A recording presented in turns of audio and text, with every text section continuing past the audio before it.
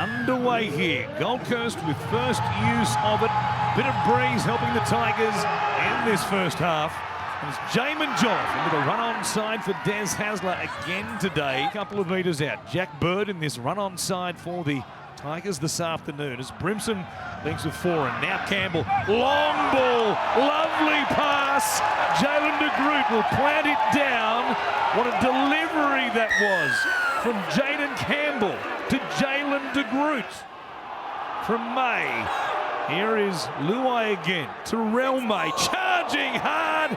What a tackle. They took down Tristan Hope, who was in a running role in the middle of the field. He got hit with everything. From Twal, they come back to the left edge. Here's May to May. May he go all the way? He did. Taylor May, first game as a Tiger. He scores here to level things up at 4 apiece under the black dot. Coruscant to Fa'inu, double block play. Luai, May, Skelton got it down. With only a metre to work in, he went to de Groot and got to the ground quickly inside the 10. Safe Arthur's out there now for the Tigers. Here is Foran, good ball, Fermor for Kelly, Sami scores. One star for Dale come flying in. It was almost 3-on-1 on the outside. Campbell kicking out wide for de Groot. It's a beautiful kick. Jaden Campbell. A Harbour Bridge ball for a try, and then a kick with the same man, Jalen de Groot. You cannot do it any better than that. So time back on. Jaden Campbell had himself quite the day as far as try assists are concerned. It's been the exact opposite for Charlie Staines, who, if he had a shovel, would dig the biggest hole at Leichhardt you've ever seen. One more play coming up for Wes. Luai looking in, going out to Safe Arthur. Ball around the corner. May across to Staines, or rather Skelton, who puts it down just a couple of metres out from the corner post. May just hands it off for Bolle. Steps away from Campbell. Gillard for Nuabole, taken down a metre out. Coruscant fires it back to Fa'inu. Here's Toa in there doing some ball play. Taruva playing it right centre in this set. Shows it again. Straightens, and he was tackled high by Mo Forawaka. A gift, 2 points from right in front of a full house. Coruscant. No drama there. To add 2 points. So, but no doubt they would have challenged right there. AJ wasn't in. Now, the scrum clock beats them from the scrum, and just like that, they'll take the 2. Leichhardt Oval. Coruscant with 2 penalty goals. As they go inside the Westpac red zone, numbers are very even between the two teams. Brimson showing it. He splits everybody and puts the Gold Coast back in front. Yes, see him, and he's gone. 10 metres out. Back to the left-hand side they go. Here is Fa'inu for Luai. Taylor May gives it to Skelton. Skelton goes in. We're locked up here in Tiger Town. Strike is on its way, pushed by the breeze and a miss to the right-hand side. From Toa, they go back to the left. Nobody was there looking for a field goal. Ball to the ground, play on for the Tigers. Dewey wants it. Here is Fa'inu. It goes out the back. Adam Dewey, a wobbly old kick, but it's there. He kicked it. It slews off the boots. Unbelievable scenes here at Leichhardt. Adam Dewey says this is our house. Win number 7 that keeps their season alive in 2025. Forwards aren't meant to kick field goals like that. What do you think of that big play at the end? Yeah, it's a credit to him because you've got to own those moments when the game's on the line. And, you know, for Dewey, he's played almost every position this year for us. And with no complaints. And to play lock, he's never played in that position before, and I thought he did a great job for us today. Gave us some shape, goal kicked well, and then obviously nailing that one at the end there when the game was on the line. And it's your 7th win of the season, which takes you past last year's tally with 6 more games in hand. Does that little milestone mean anything to you and the team today? Haven't even thought about that, to be honest. It's more frustrations around where we think we could have been and where we could be and where we are. But yeah, it was important to get the 2 points today. I don't want to say about how we got it, but we got it. Because there's a lot of areas to improve still, right? Yeah, if I'm being honest, I thought today was our worst game. I just didn't think we played anywhere near our standard of doing things. I thought in the first half we were looking for things that weren't there, and to me it looked like our heads weren't on the job. And after half-time we addressed a few things, and I thought in the second half they came out and improved, even though we dropped off the kickoff. I think we completed 19 from 21 in the second half or something, and gave ourselves a chance at least. So just happy for our fans, happy for the team, and to get the 2 points, it helps, but we got a lot to improve on. So a bright point being the win, and maybe the May brothers, Terrell and Taylor, especially the latter in his first club game. Yeah.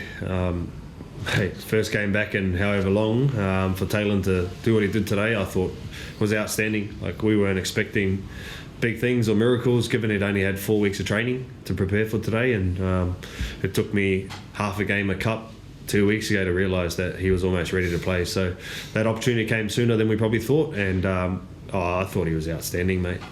But again, there's a lot of things you guys don't know. We had a couple of guys in hospital this week with the flu, struggling, that probably weren't going to play today, but they turned up and played. Alex Seyfarth, both of them, and Tony Suka the same. So it was a big week for us where we didn't have a lot of people actually train. So no excuses though. We got the 2 points in the end.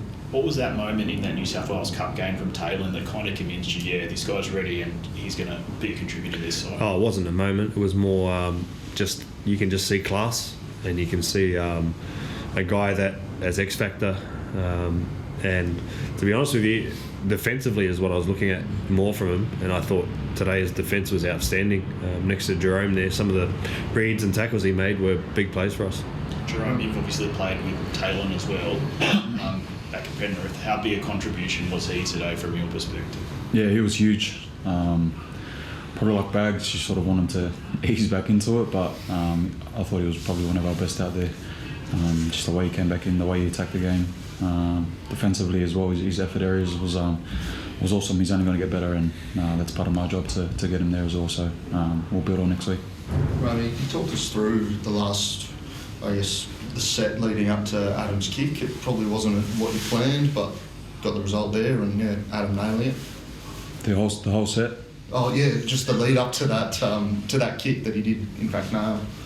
Yeah, I think we just were able to get some good shape and get some good field position.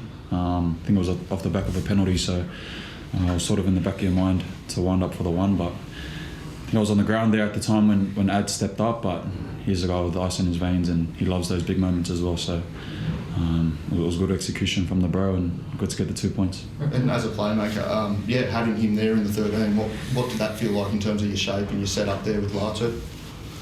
It's awesome. It just gives us another dimension and gets us off the ball and running the ball. But he knows when to run and when to take the line on as well. So he was awesome there in the middle for us. Remy, just so to clarify, was the plan always for him to be the one who takes a shot at field goal in that last set, or was it just by chance and happenstance that I guess he's in position? If you guys get called from on the left there, he's in position. Yeah, you saw how it panned out. It was last and he was in position there. So he iced it, bro. Not much to say. And did you see a long-term future for Adam at lock? The beauty of Adam is he can play anywhere. Like, you don't want to lock players into just saying, yeah, you can play lock. Like, he can play 7 tomorrow. He can play 6. He can play centre. He can play back row. He's just a footballer who understands the game. And like, if you think about it, playing in the middle is tough. And he punched out some pretty handy minutes and defensively held his own there against a pretty handy Gold Coast pack. So it was a big effort from him. I thought he was outstanding, probably one of our best today as well. So yeah, I'm happy for him. Just when you get beat by one, every penalty, every moment gets scrutinised. What about the scrum clock? I don't think we needed the scrum clock. I don't think I don't think it's the penalty count at all. We took a bit of a gamble, so tactically we decided to run into that win. It was a fair breeze in that first half. We had a set up, we were leading 14, 12 at half time. And it's really disappointing in the second half.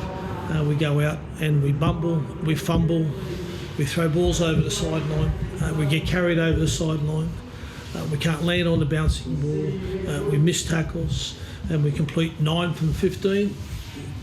They completed 18 from 21, kicked the winning field goal. Really disappointed with that performance. It was pretty dumb.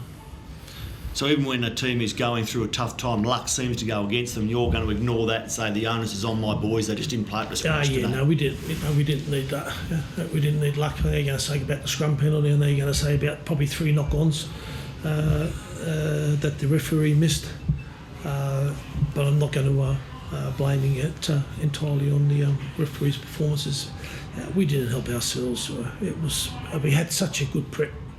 Such a great prep. Our last 3 weeks of footy had been really strong. So, we needed the win today and we didn't get it. So it's disappointing. Setbacks even come to some of your senior players. Tino, how's that knee? Yeah, I'll find out tomorrow. I don't think it's too bad. I just got to check it out tomorrow, but just feel bad that I couldn't finish the game out there with the boys and help them out. But yeah, I'll find out tomorrow. There's an ultimate race that you're interested in down the bottom of the ladder, but you need to pick up wins when you can just to climb yourself out of the 7-8 spot and climb yourself up.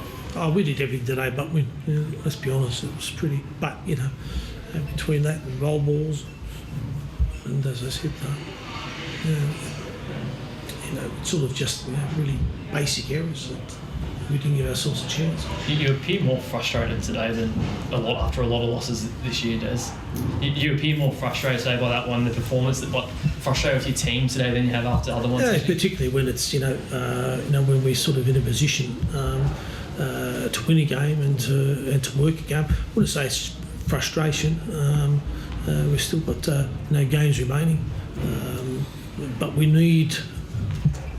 We need to learn out. We need to gain things out of it, and learn things out of it. Like there's some experience out there, and our individual performances. We need to get better. What does this week and what next does? Because you mentioned the preparation was really good. And we got a few busted. We got obviously get Tino assist tomorrow. We've got a short turnaround because we travel to